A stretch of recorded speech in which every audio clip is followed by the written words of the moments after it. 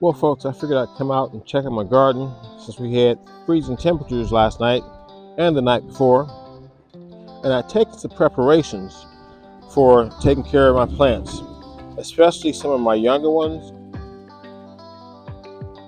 I found a bunch of pine straw under a tree behind my house, raked it up, and my biggest concern, was the drop of temperatures.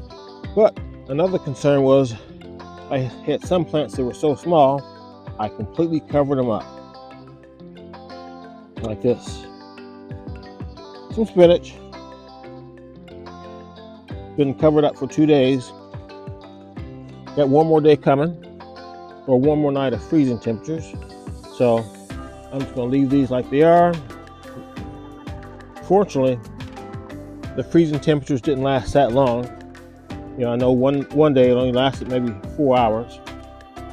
So, but the plants are looking pretty good.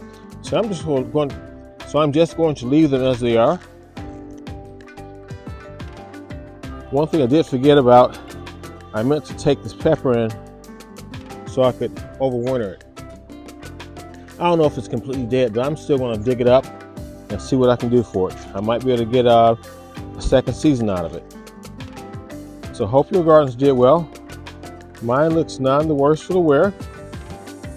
Some of the larger plants like these, I didn't even put pine straw around. Some I did, but I had other plants to take care of in my greenhouse. Oh, speaking of which, let's go take a look at those. Well, some things like my muscadine vine and my giant-sized fig tree, yeah, it's at least 15 feet tall, probably about the size of a 2-car garage. But hey, I didn't even bother trying to protect that. It's going to do well. Same thing goes with my pear tree. Didn't add any protection on it. It'll be fine. Peach tree back there, same thing. Didn't really do anything for it. It's going to be fine. I think it had more damage from a spring frost than it did from anything else. Same thing with my apple tree. This one will be fine. Plum tree will be fine. Funny, the apple tree still has some leaves on it. And that's an early producing apple tree. Those apples were gone in June. Here's a peach tree. It'll be fine. Persimmon tree. This is the one that got hit by late frost in March. So I got no production off of it, but the tree's fine. It'll give me something next year. Oh, and this one here is my cherry tree. Put this in about 2 years ago. It's about 8 feet tall, but it did fine last winter. It should do fine this winter. So, the greenhouse. What's going on with this? Hey folks, if you do a greenhouse, this is the type of door you want to do. This way you can just close the bottom door and open up the top to let air come through. My main reason for doing that is because my dogs would destroy everything in here if they had a chance to come in here. So, but here's a little collard green plant. I did the same thing. Even though they are in the greenhouse, it is not a heated greenhouse.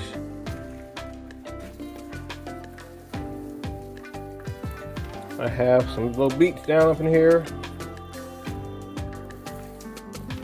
Very young. More collard greens. These guys were planted about the same time the big ones were in the main garden. However, these were damaged when I bought them. So they're growing. Hey, they're survivors, so they'll be fine. I have a long growing season, so that'll be fine.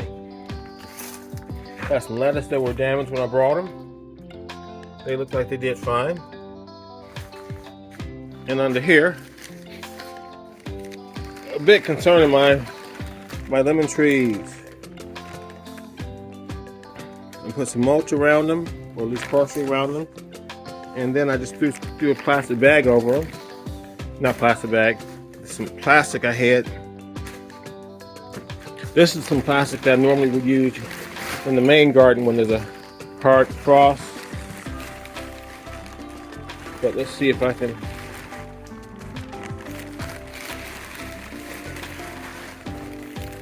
But yeah, it's still looking fine. There were a couple blooms on it, but I really didn't care about the blooms. See one little tiny one down there. But like I said, oh, here's a bloom. Really don't care for the blooms right now because I want the tree to focus on growing bigger instead of trying to grow lemons. Next year I might let it grow a few lemons. We'll have to see how it does. But it's looking good.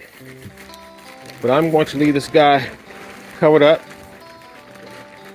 I really don't want to have to come out here every day and cover it up and uncover it. But it'll be fine. Tomorrow is the last day of freezing temperatures. Well, tonight is. So once that's done, I'll uncover them and take the pine. Well, I'm gonna leave the pine straw around certain plants. So like with the beets, I'm gonna obviously take that off because I don't want it completely covered. Don't really want that one completely covered. These green onions have been going strong for me all year.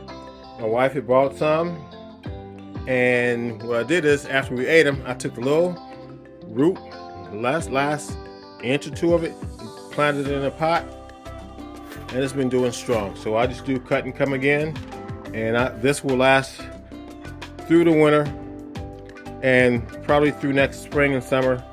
We'll see. Have to see how many years it lasts. And of course, this is my Asian pear tree. That's going to be planted in the yard next year. It's gotten to the point where it's gotten a lot thicker than it used to be when I first bought it. This is my second Asian pear tree. And it's in here because the last time I bought one of my dogs, well, he destroyed it.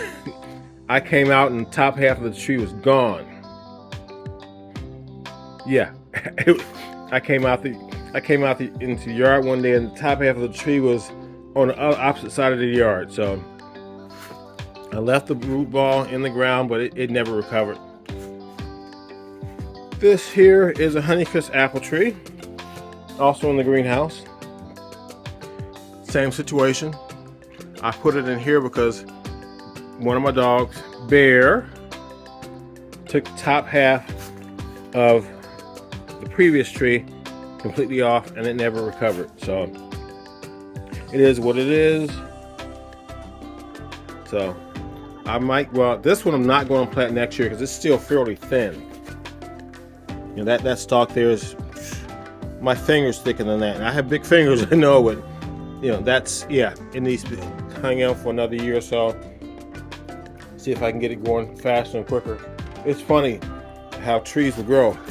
This Asian pear tree was about the size of, the Honeycrisp apple tree was about the size of my Asian pear tree. So, go figure. But something positive, I'm going to have cuttings. I'm going to root 1, 2, 3, 4, 5 pieces of this and create more trees. I might, who knows, I might sell them. We'll have to see.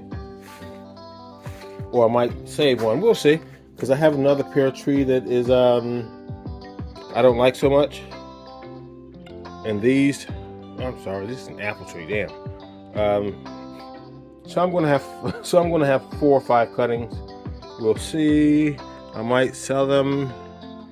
I don't know if I have any relatives that want them to give away to. So we'll have to see. And also, along with this one here, I'm not sure, it looked like it might have been grafted because this part here looks similar, but I'm not sure if that's just from the rootstock. And this tree was grafted. It looked like it was grafted.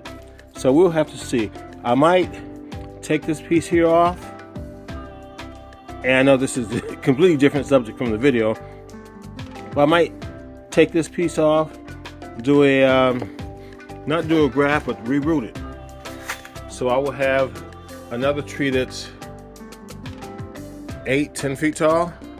And even though it might not be the exact same variety as the Asian pear tree, it looks like it has characteristics of a pear tree. I don't know if you can see all those little dots on it. Let's see more here. Same thing as on that part that looked like it's coming from the rootstock. So it looked like it might be a variety of pear, but I'm not going to just cut it off and throw it away, because who knows, it might be something that's worth keeping. Anyway, let's go check out what I did for my side garden. And here are the dogs. This is Prince over here. This is Bear over here. Bear is the one that's very destructive, but they're great dogs. Bless you. So I had to get creative with some of my extremely small plants that I have out here in my side garden. And I figured if it was a human, they would want some covers or a blanket. So I had these old sheets and towels and all the stuff in my garage that I usually use for rags, and I covered them. Look at these guys here. No damage at all. I'm going to leave the covers over them for the rest of the day and tonight, and then I'll uncover them. But this was a great plan. I ran out of pine straw, and these sheets work perfectly.